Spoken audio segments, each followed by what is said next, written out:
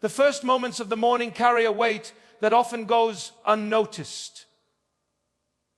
When the body awakens and the mind begins to stir, there is a sacred opportunity to choose where the heart will turn.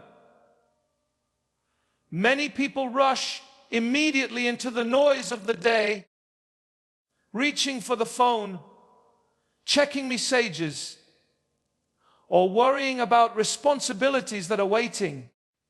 But the soul finds its true rest and its true beginning when the very first thought is directed toward the one who gave the breath of life.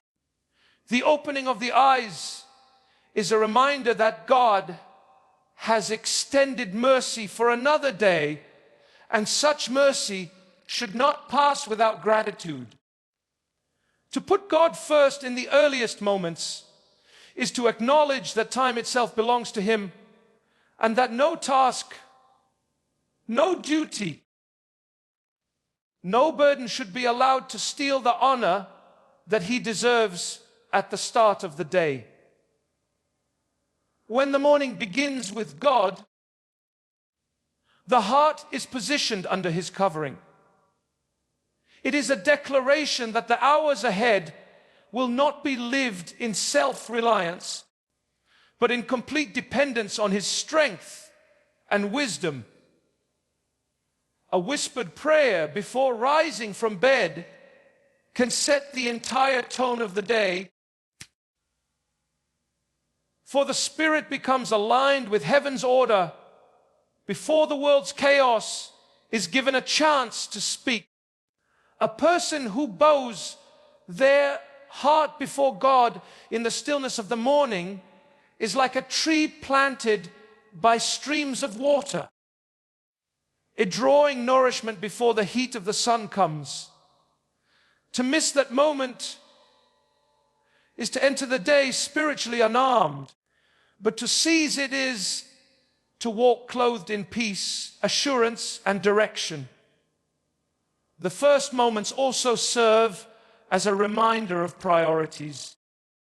By offering them to God, one declares that he is not an afterthought or a lifeline only in trouble, but the center of all things. It is easy to let prayer be delayed until the middle of the day or postponed until evening. But when the morning belongs to God, everything else finds its rightful place. Worries are surrendered before they can grow. Plans are entrusted before they can overwhelm. And the heart learns to say, "Not my will, but yours." This act of devotion is not about length of time, but about sincerity of surrender. Even a few minutes of true communion with the Lord carry eternal weight. For in those minutes the soul is shaped, renewed, and directed. Every sunrise is a new invitation from God, a call to awaken, not just physically, but spiritually. To respond by turning first to Him is to proclaim that His presence matters more than anything the day may bring. It is a choice to silence distractions, to lift the heart in thanksgiving, and to receive strength for what lies ahead. The world will demand attention, but the one who gives the first moments to God rises above those demands, walking with a spirit anchored in peace and confidence that comes only from heaven. Acknowledging God's lordship is more than simply saying words of reverence. It is the posture of a heart that recognizes the sovereignty of the Creator over every detail of life.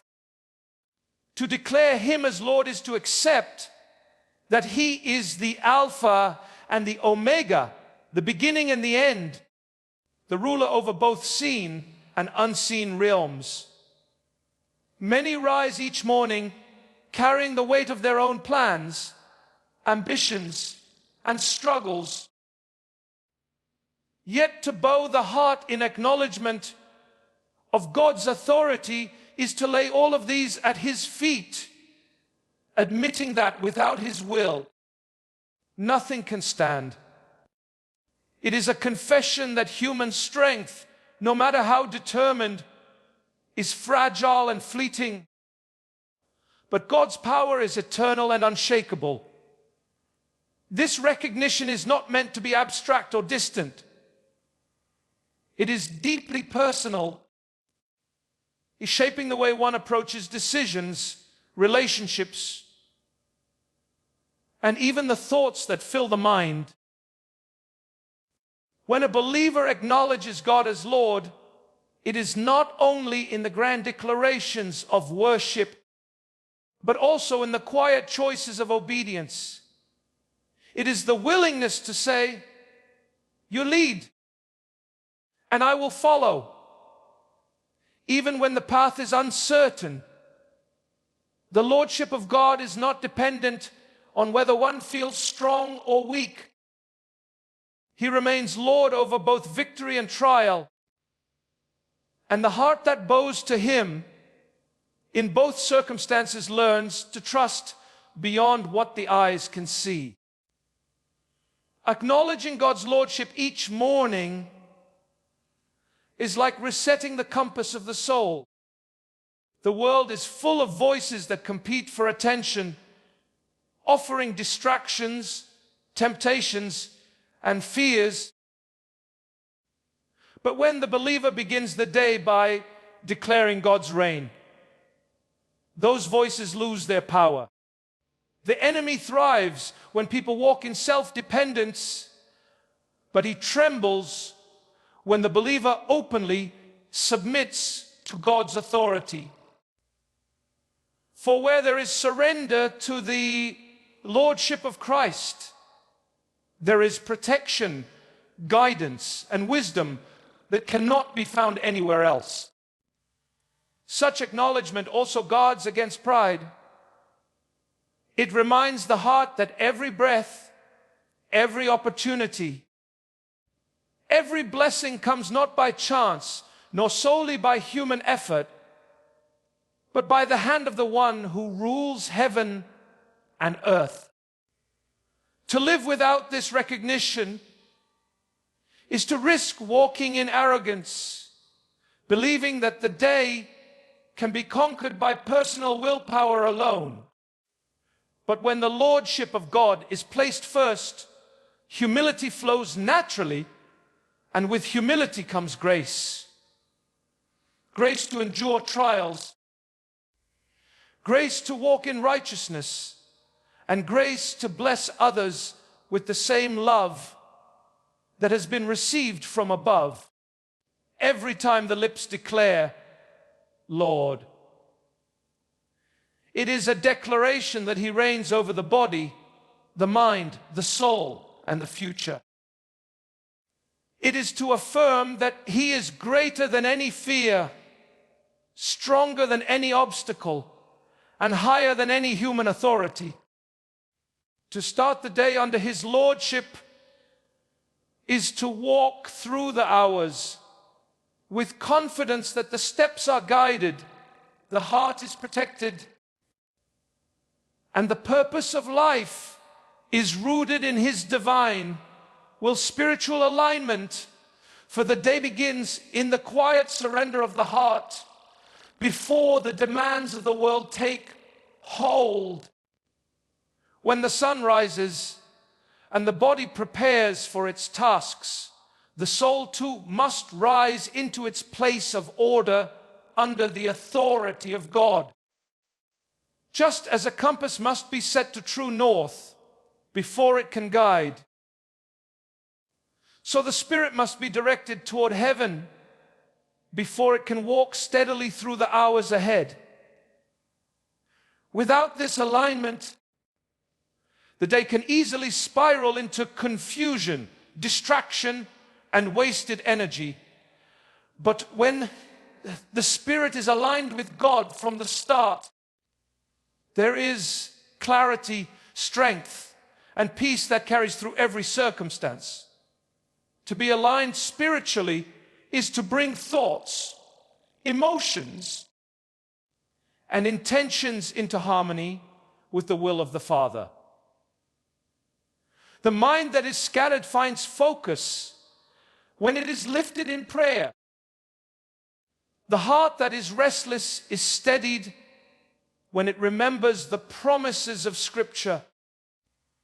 The body that is weary is renewed when it acknowledges that its strength comes not from itself, but from the presence of God who sustains all things.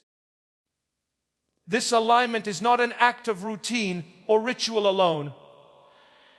It is a conscious decision to place God at the center, to allow His Word to set the tone, and to let His Spirit guide the steps of the day. Every morning offers countless directions the day could take, but alignment ensures that whatever path is walked will be walked with purpose. The believer who pauses to align with God chooses not to stumble blindly into the demands of work, relationships, or personal struggles, but to face them with the armor of faith already in place. This act is like tuning an instrument before it plays.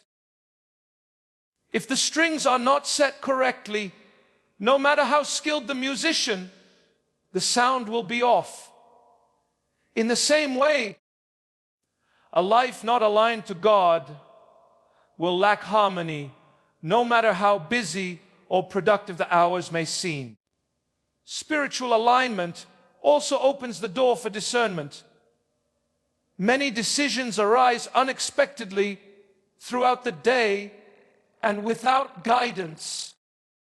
Choices can be clouded by emotions or pressured by circumstances. But when the Spirit is aligned, there is a sensitivity to the voice of God, a readiness to listen, and a calm assurance that the Lord will direct each step. It prevents haste, it silences fear, and it empowers the believer to walk steadily even through uncertainty. To align with God each morning is to invite His order into a world of disorder. It is to declare that the foundation of the day will not be worry or ambition, but faith and obedience. It is to stand firmly in the truth that the steps of the righteous are ordered by the Lord, and that no matter what the hours bring, the heart remains anchored in the presence and guidance of the one who holds the day in His hands.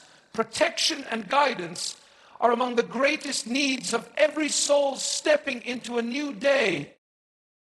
No one knows what awaits in the hours ahead, what challenges may rise, what temptations may appear, or what dangers may try to strike unseen. To put trust in one's own ability to handle these things is to walk unguarded in a world full of snares. But to begin the day by seeking God's protection is to walk under the covering of the Almighty. His hand becomes the shield against harm. His presence becomes the fortress that cannot be shaken. And His wisdom becomes the light that exposes every trap laid by the enemy. The believer who cries out for divine covering does not live in fear of what may come, but in assurance that no weapon formed against them will prosper when they are hidden in the shadow of the Most High. Guidance is just as essential as protection, for even when the body is safe, the soul can wander without direction if it is not led by God. Each decision, no matter how small, shapes the path of the day. And without the counsel of the Spirit, choices can easily fall into error. The heart that begins the morning asking for guidance admits that it cannot see beyond the present moment. But the Lord, who knows the end from the beginning, can direct every step. His word becomes the lamp to the feet and the light to the path, ensuring that the believer does not stumble in darkness. Even when obstacles appear, guidance allows the soul to walk confidently, knowing that detours and delays are not accidents, but part of a greater plan that only God can see. Protection and guidance also work together to keep the believer's heart pure. Protection guards against the arrows of temptation, the influence of negative voices, and the weight of unnecessary fear. Guidance ensures that the heart is not only kept safe, but is also moving forward in righteousness. A guarded heart without direction may remain stagnant, but a guided heart under God's protection advances in strength and faith. This is why the prayer for both is vital every morning. Keep me safe and lead me rightly. To seek these blessings from God is to acknowledge dependence on Him rather than on self. The proud man believes he can protect his own way, but the humble man knows that without God, even his strongest defenses can crumble. When a believer surrenders the day into God's hands, asking to be both shielded and directed, the soul finds peace. No matter what storms rise, the assurance of divine covering